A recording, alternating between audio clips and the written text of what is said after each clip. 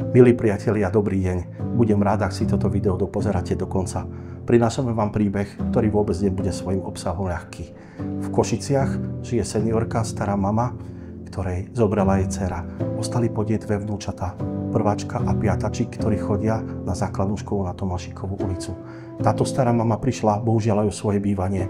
Momentálne žije v Bernátovciach pri Košiciach v útulku pre ľudí bez domova, odkiaľ je veľmi ťažké navštevovať základnú školu a starať sa o tieto dve vnúčatá. My však máme pre túto starú mamu riešenie. Nachádzame sa v Garzonke na Jesenej ulici 22, ktorá je v blízkosti tejto školy a mesto nám ju bezúplatne prenajalo. Bohužiaľ, táto Garzonka si vyžaduje kompletnú rekonštrukciu inžinierských sietí, obkladov, dlažieb, sanity a všetkého potrebného k životu.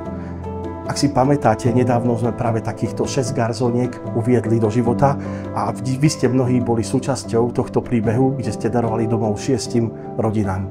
Toto môže byť rodina v porade číslo 7. Ak chcete tejto starej mame venovať domov a darovať jej vianočný darček oveľa skôr, ako budú Vianoce, môžete nás podporiť na verejnej zbierke na donio.sk/domov bez strachu 2.